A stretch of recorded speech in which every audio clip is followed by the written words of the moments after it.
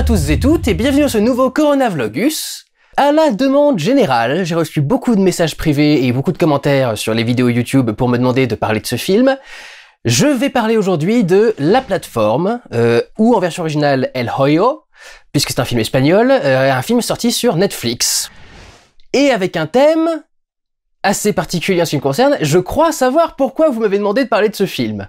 Outre le fait que le film puisse vous intéresser pour lui-même et que vous puissiez avoir envie d'un petit avis, d'une petite analyse pour essayer d'aller plus en profondeur dans le film, qui permet de se poser quelques questions, je crois savoir pourquoi est-ce qu'on m'a envoyé des demandes de faire des critiques de ce film, après Joker, Parasite et tout le bordel. Oui, c'est encore un film sur la lutte des classes. Et certains ont dû commencer à croire que je détestais le principe de la lutte des classes, étant donné que j'ai pas aimé Parasite et Joker en bonne partie pour ça. Le truc, c'est qu'en fait, je supporte pas le message de la lutte des classes dit de façon conne. Et pour moi, Parasite et Joker traitent du message de la lutte des classes de façon extrêmement conne. Et il se trouve que pour La Plateforme, je trouve que pas vraiment. Je trouve que la plateforme est beaucoup plus intéressant. Et d'ailleurs, il m'a fait penser à un autre film qui est à peu près sur le même thème et dont je vais vous parler dans un autre Corona Vlogus, un film dont j'ai envie de vous parler depuis longtemps. Celui-ci donc est réalisé par Galder Gaztelu Urrutia, qui a un nom de famille très facile à dire, c'est basque a priori, même pas espagnol, et se passe dans une tour-prison qui s'appelle La Fosse.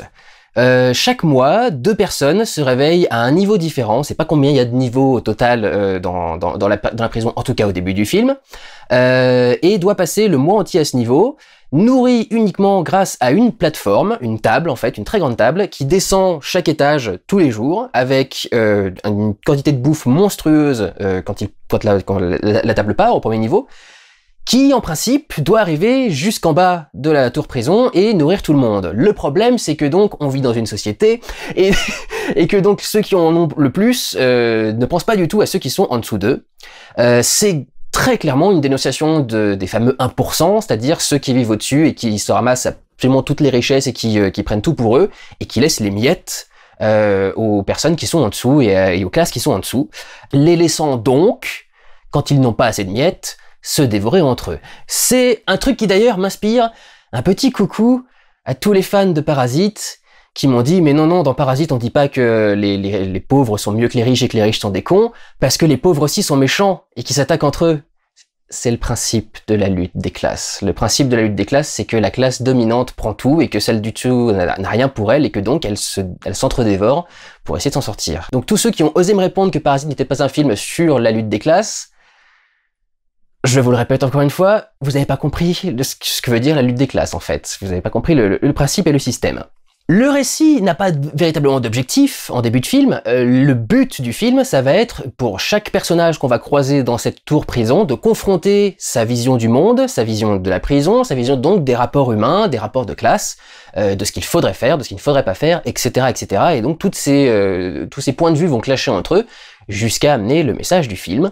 Avant d'entrer dans le détail, je dois dire qu'effectivement c'était plutôt pas mal. Après, encore une fois, j'ai toujours mes griefs habituels contre les films Netflix, et ça ne change pas celui-ci par rapport aux autres. J'aurais tout un tas de plus et de moins à évoquer un peu après être revenu sur le thème du film, mais l'un d'entre eux, c'est la production qui doit paraître très intéressante pour vous, mais qui pour moi pue le cheap à plein nez, et un certain manque de réécriture dans le script. Je trouve qu'il y a certaines fois où les choses sont bien téléphonées, bien pratiques, bien faciles, et il y a même une ou deux incohérences, dont les scripts de cinéma ne sont pas exempts. Les scripts de mauvais films. En principe, un bon film de cinéma, c'est un film qui fait tout ça. Et un film dont on s'en fout complètement, généralement on considère pas ça comme du cinéma, si c'est pas grave que ce soit bien fait ou pas. Donc, tous nos personnages vont confronter une vision de la vie et une vision du monde. On commence avec le vieux qui est assez nihiliste finalement, qui est l'incarnation totale de la victime du système, du système aliénant, qui retire toute dignité humaine, qui retire toute empathie pour son prochain, ce dont il fait preuve pendant tout le truc, mais en particulier vers la fin du moment où on s'intéresse à ce personnage, il y a tout le fait que justement ce système aliénant, cette folie t'amène à rationaliser le système, voire à le relativiser, t'amène à te dédouaner des choses atroce que tu fais pour t'en sortir, parce que de toute façon, tu vas le justifier en disant, mais de toute façon, on vit dans un monde qui fonctionne pas bien, alors oui, le monde devrait pas être comme ça, mais il est comme ça, donc je vais faire ce que je veux, et je vous emmerde, enfin, et je te pourris la vie, etc., pour mon propre profit.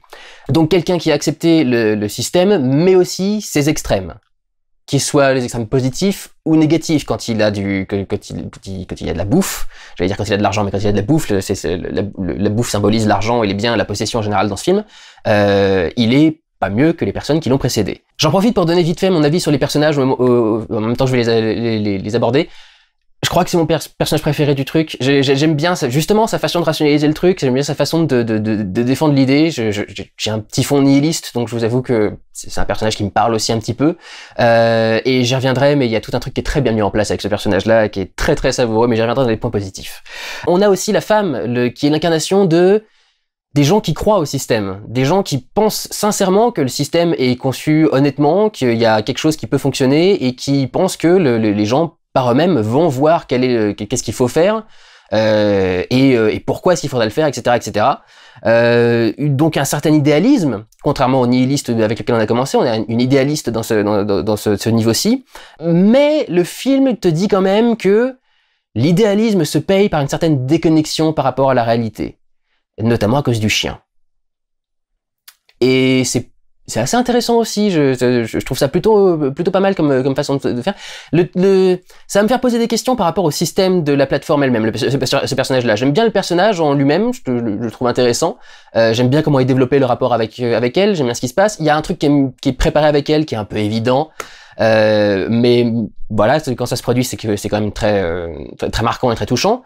Mais c'est vrai qu'elle me pousse à me poser quelques questions sur la logique et le fonctionnement de ce système et comment est-ce que bon, bref, on y reviendra un peu plus loin avec les points négatifs. Ensuite, on a le noir qui est l'incarnation de celui qui pense pouvoir gravir les échelons. Je sais pas si c'est vraiment dire qu'il croit au système ou pas. La preuve, c'est qu'il essaye plutôt de resquiller. Il est venu avec un objet particulier. Tout le monde peut venir avec un objet dans cette prison.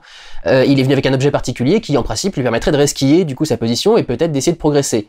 Et le truc, c'est qu'il croit à son prochain, sans doute, il croit que les autres vont pouvoir l'aider.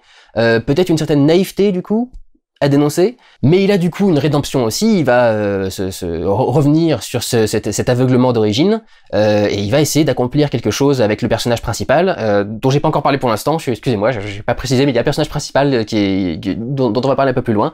Et le rapport est assez intéressant, et j'aime bien le personnage. Alors putain, le tournage, ça a dû être génial, parce que le mec, il passe son temps à hurler, du coup, pendant au moins 5 ou 6 minutes du film, et tu dis, putain, ça devait être... Fallait avoir de l'endurance pour le tournage, fallait regarder ta voix à la fin de la journée, fallait regarder le machin et tout, puis c'est un rôle physique quoi, faut le jouer et tout, donc quand tu joues un rôle comme ça, tu fais une journée de tournage, 4 à 8 heures où t'es devant la caméra, parce qu'il est ce principal à la scène, donc 4 ou 8 heures de tournage, être devant la caméra non-stop à faire des « Ah, dégage, vas-y, retourne-toi, enfin, casse-toi » en espagnol et tout. Ça devait être... fallait le vouloir quoi. On a un personnage qui passe très très vite, et qui me paraît une petite facilité d'écriture, pour faciliter la résolution qui vient ensuite, mais c'est aussi un autre point de vue par rapport au truc, c'est le sage, qui lui donc va essayer de transmettre comment lutter avec un petit dédain pour la lutte à proprement parler, la lutte factuelle, avec ses points, et plus un attachement pour les idées, mais grosso modo il t'apprend surtout à pas lutter pour rien.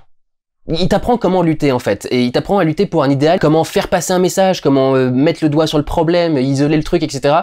C'est quelque chose qui est plutôt intéressant du coup, parce que ça participe du coup à cette participation à la société. Il y en a qui courbent l'échine, il y en a qui essayent de lutter, et il y a une façon de lutter qui est plus constructive qu'une autre. Même si on n'écoute pas le sage à 100% pendant le film, mais il y a une façon de lutter qui est plus intéressante qu'une autre. J'ai pas d'avis réel sur le personnage, il passe beaucoup trop vite à l'écran pour que j'en ai un, mais bon, il s'en sort bien quand même, hein, parce que vu qu'il est il a une mobilité réduite à la base, il aurait pu facilement se faire égorger, donc il doit quand même être très très convaincant, le monsieur. Et puis on a, en opposition, je dirais, avec le noir, la mère asiatique, qui vit avec le système. J'allais dire qu'il affronte le système, oui, sur le principe, on affronte tous le système selon cette logique. Mais elle a appris à vivre avec ce système, elle est au courant de sa violence, et elle sait l'utiliser aussi bien que la rejeter, que s'en retenir. Elle fait ce qui est important, et elle essaye de préparer l'avenir, surtout. Elle essaye de penser d'abord à l'avenir, et d'abord de penser aux autres, même s'il y a une petite façon de voir le truc, mais ça rentre toujours dans la symbolique. C'est ça le truc qui est C'est une grande symbolique, cette grande prison. C'est littéralement une métaphore de l'ascenseur social. C'est un ascenseur, hein, la plateforme, qui est en train de monter dans le truc. Donc c'est littéralement une métaphore de l'ascenseur social. Comme toutes les métaphores, il y a certains points où du coup, tu pousses un peu trop loin, et il y a des trucs qui paraissent un petit peu moins cohérents. Et c'est un peu ça le truc. Le message du film, c'est qu'il faut lutter pour une sorte d'idéal, un idéal où personne n'est abandonné, même si c'est pas nous, directement, ni même notre génération qui en profitera. Il faut préparer l'avenir pour les autres, qu'on en bénéficie ou pas, que ça améliore notre vie à nous ou pas, finalement. Et la métaphore est sympa, mais pour la faire passer, t'es obligé d'exagérer pas mal de trucs. Parlons donc de notre personnage principal. Un personnage qui débarque dans ce lieu volontairement. Et qui incarne, à cause notamment du bouquin Don Quichotte, une lutte totalement idéalisée. La femme idéalisait la société. Lui est un personnage avec des idéaux. C'est pas la même chose, hein, avoir des idéaux ou idéaliser quelque chose. Lui, c'est un personnage avec des idéaux, et en quelque sorte, c'est la métaphore absolue du spectateur. C'est celui qu'on pense tous être. Je pense qu'on pense tous avoir la réaction que lui a dans ce film quand on est confronté à ce à quoi il est confronté. On pense jamais être ceux des étages du dessus, ceux des étages du dessous, ceux qui chient sur les autres, littéralement, ou ceux qui pourraient se jeter dans le trou. On pense toujours qu'on est une personne lambda, normale, avec des idéaux, quoi. Et du coup, en le confrontant à la réalité du système, métaphorique, mais à la réalité du système, il nous confronte aussi à la réalité du système à travers ce personnage-là. Le petit point que je me pose, c'est, d'accord, très bien, du coup, c'est un vaisseau, on peut se projeter sur ce personnage-là, qu'est-ce qu'il est venu foutre là-dedans? C'est là que viennent les problèmes de cohérence. C'est là qu'on passe à cette question-là, c'est, la métaphore est très cool, mais pour la faire fonctionner, il y a quand même quelques trucs qui sont bizarres. Qu'est-ce que le mec croit qu'il vient faire?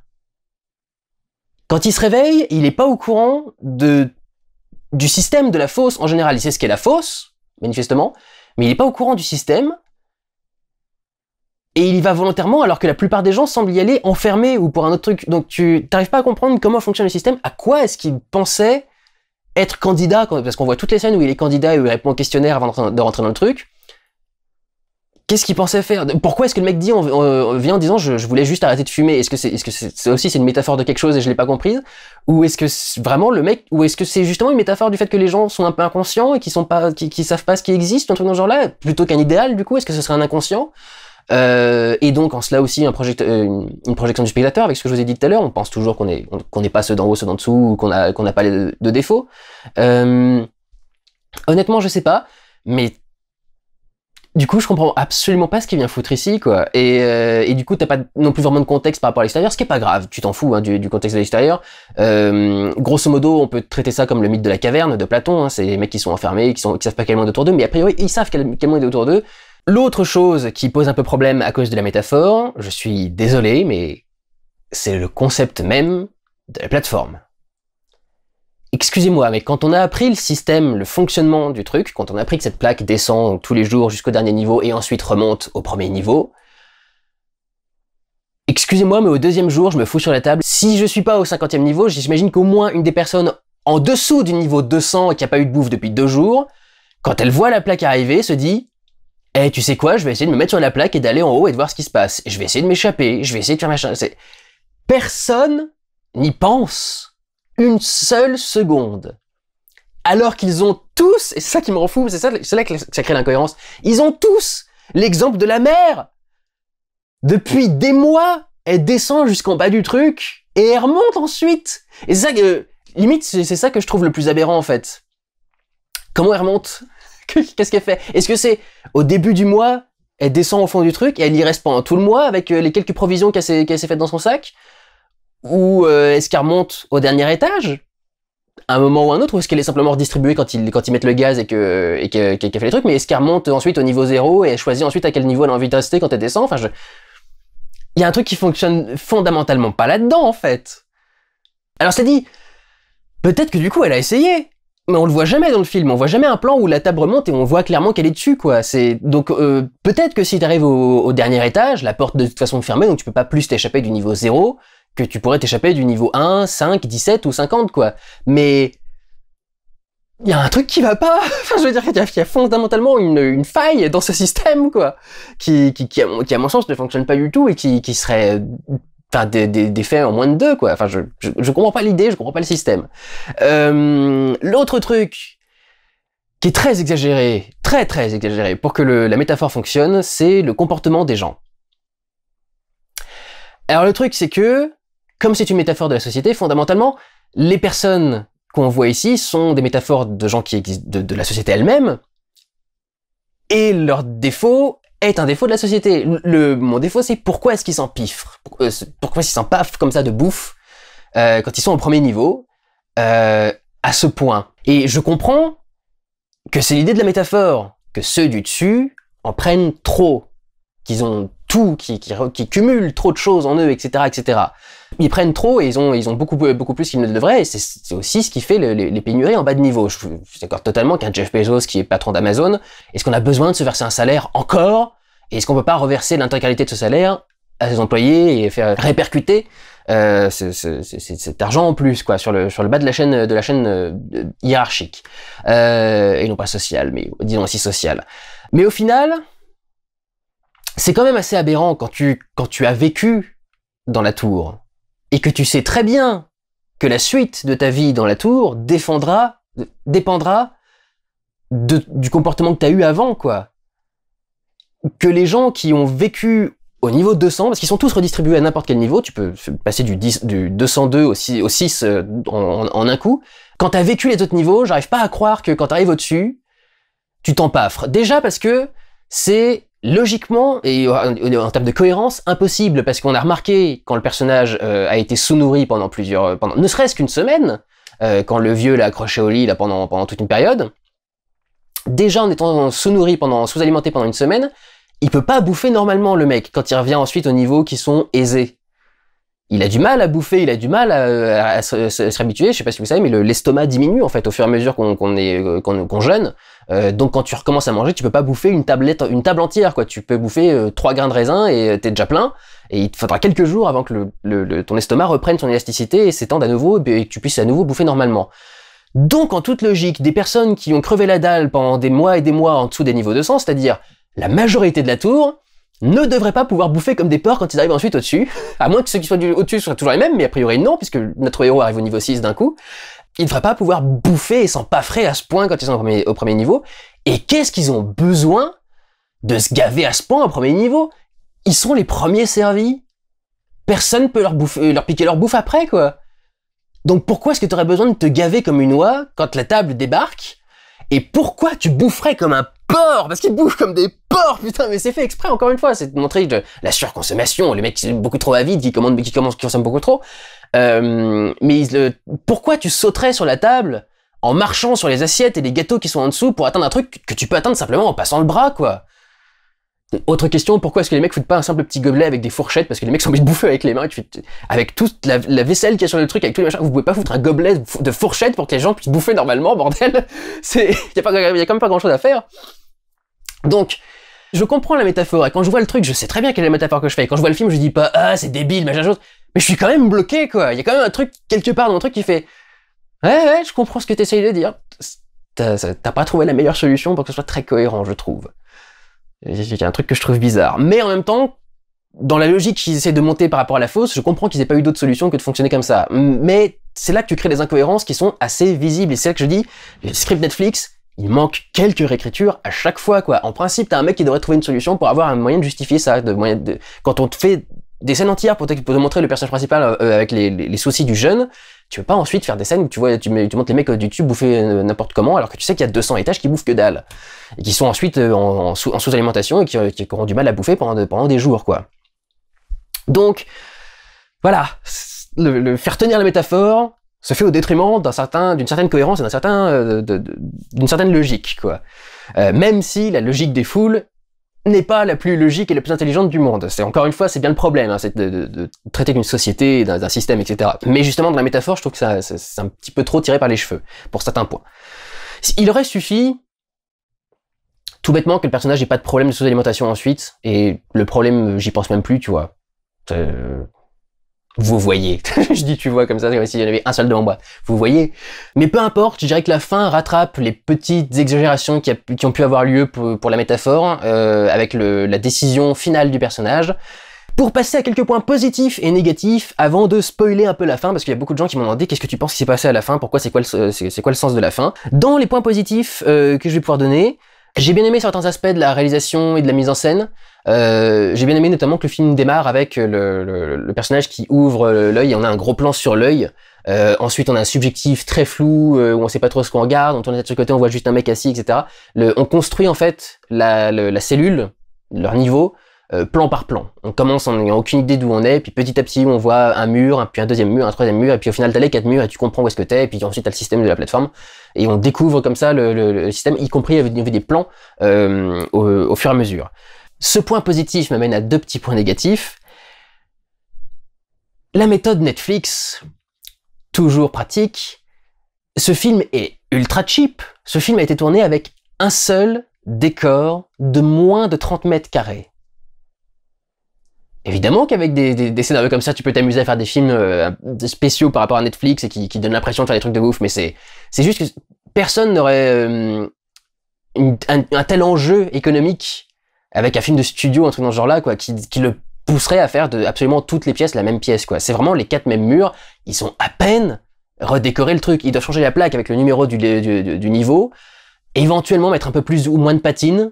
La patine, c'est ce qui donne l'impression que le truc est sali et vieux, donc un truc pour que la peinture devienne un peu plus sombre, un peu plus machin, un peu plus crade quand tu descends les niveaux du dessous, les trucs dans ce genre-là, mais il y a absolument rien à changer d'un décor à l'autre. Justement, c'est pour ça aussi que les personnages sont obligés de venir avec un seul objet.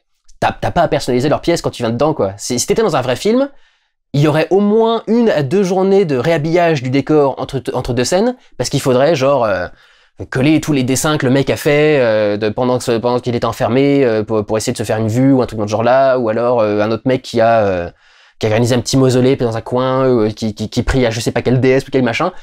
T'aurais eu tout un tas de trucs à faire pour perdre le truc. Là, littéralement, t'arrives dans la journée, tu fous les 2 mecs sur un lit, tu choisis juste quel mec est dans le lit et c'est tout, quoi, et tu tournes dans ton truc. Et le truc, c'est que, du coup, comme c'est toujours le même décor, ils en ont pas construit plusieurs, donc tu peux pas faire des plans où tu filmes en haut ou en bas. Un film de studio aurait construit une toute petite partie de la tour, genre un cube avec 3, 4, 5 étages, juste pour pouvoir faire au moins un plan qui lève un peu la tête, et puis tu complètes avec un fond vert au-dessus, quoi. Mais là, non, du coup, tu fais une seule et unique pièce, donc quand tu veux filmer les pièces du dessous, en fait, tu t'approches du même décor qui a une petite fosse avec un fond vert au fond, quoi. Et ensuite, tu essayes de caler au fond d'autres plans qui ont été tournés avec à peu près le même angle, et tu essayes de les caler. Et le tout premier plan où il avance, il y a vraiment un mouvement, et c'est là que du coup l'effet spécial chie complètement. Les autres plans, en fait, ils sont fixes. À chaque fois qu'il fait des plans où il regarde en haut ou en bas de la fosse, c'est toujours des plans fixes. Le tout premier plan, c'est le seul où il avance, et tu vois que les plans se collent pas, en fait. Tu sens que l'étage du dessous bouge pas à la même vitesse et au même angle, et qu'il n'est pas bien présenté. Bah, et ça, c'est un film professionnel, et ça, c'est génial, Netflix. Voilà, c'est le problème que j'ai avec Netflix en général. Oh ouais, vous savez quoi, tant qu'on est sur Netflix, je vais noter un autre petit défaut, parce que vraiment là, ça devient ridicule. Vous trouvez tous que Netflix est génial, la nouvelle génération, je veux dire en particulier, les générations qui sont nées après les années 95, la génération Z, donc, et non pas les millennials, parce que vous découvrez tout un tas de trucs qui sont très osés, très machin. Ce que fait Netflix, c'est simplement le système qui s'appelle le câble. Aux États-Unis, ce qu'en France on appelle Canal+, par exemple, ce sont des chaînes qui ne sont pas nationales, qui sont pas sur le réseau normal de diffusion, qui sont à abonnement, donc volontaire, et donc elles ont pas les mêmes restrictions au niveau des PG-13, des trucs dans ce genre-là, donc elles peuvent mettre du cul.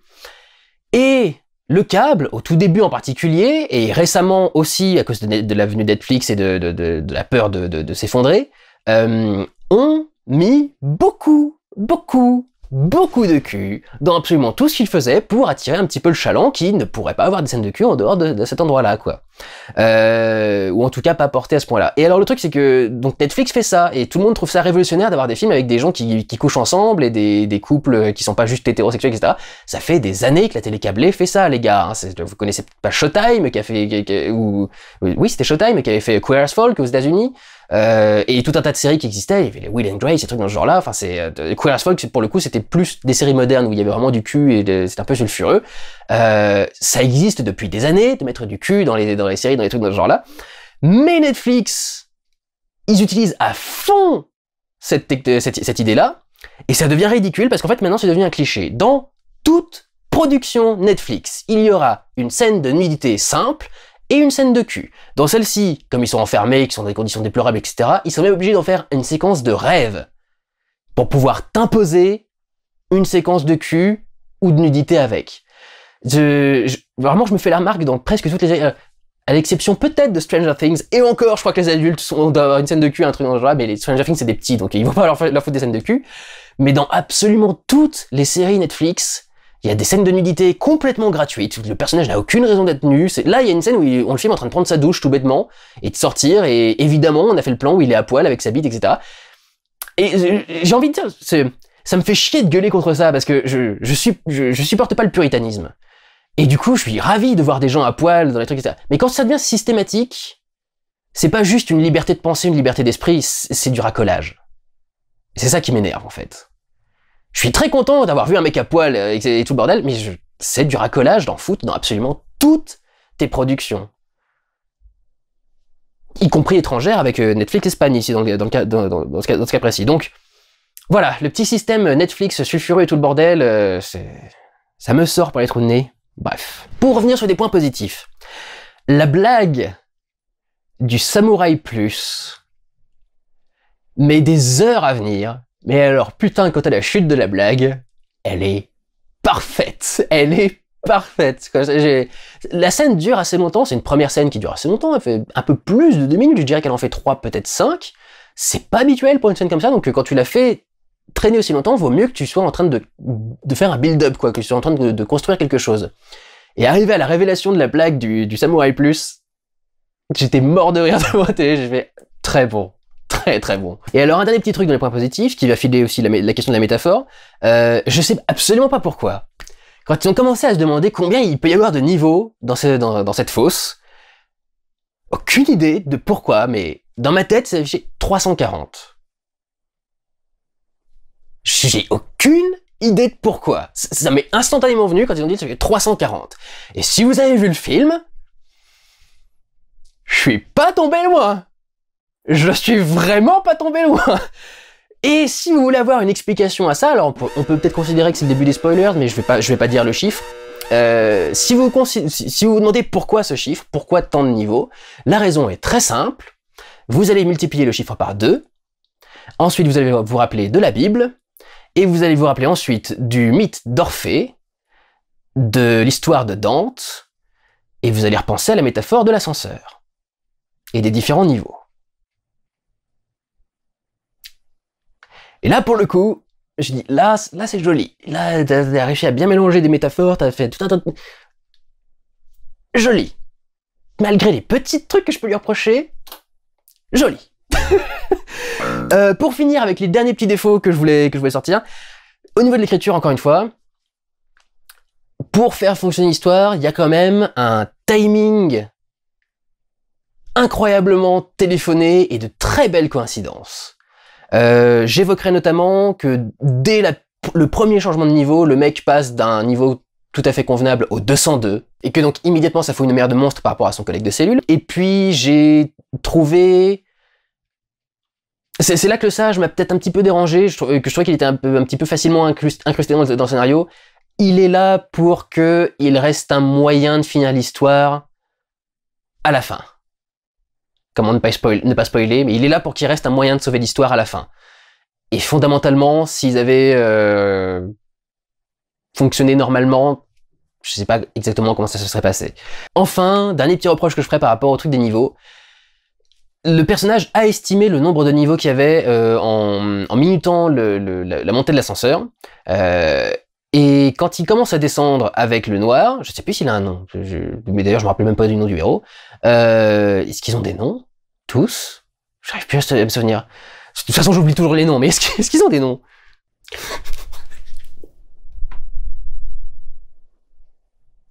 Ils ont tous des noms sauf le noir. Oh merde.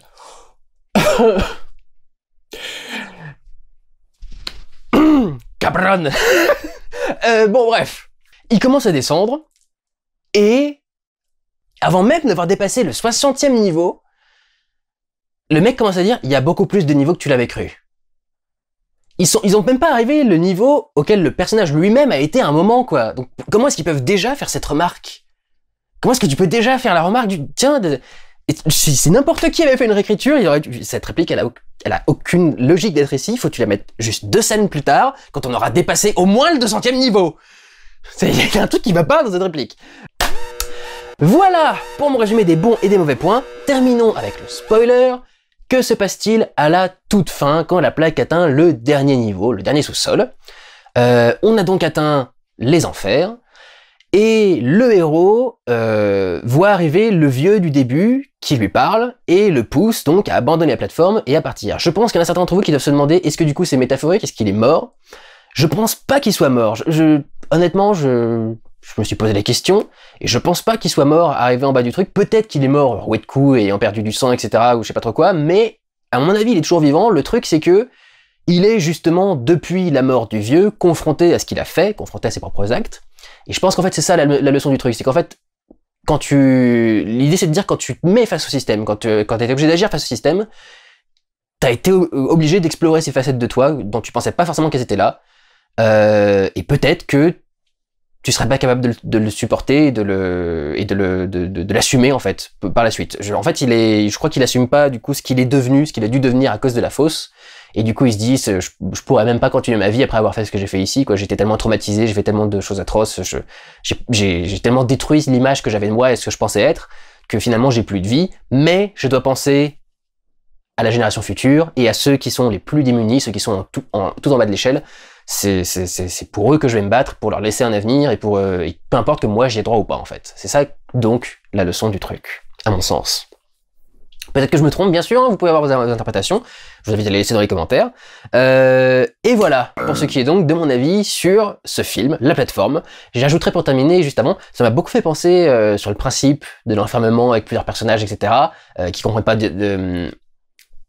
mais ils comprennent plus la logique du truc. Ça m'a fait penser à Arel 3 de Y Penser, la série qui a créé Y Penser sur internet, avec ces personnages qui sont enfermés dans une pièce et qui essaient de comprendre ce qui se passe. Là, on comprend ce qui se passe beaucoup plus vite. Encore que, ils essayent de savoir justement qu'est-ce qu'ils doivent faire dans cette fosse pour un moment ou un autre. Mais c'est vrai que ça m'a fait penser au niveau du concept. Voilà pour ce qui est de mon avis sur La Plateforme, disponible sur Netflix. Prenez soin de vous, regardez des films. Ciao!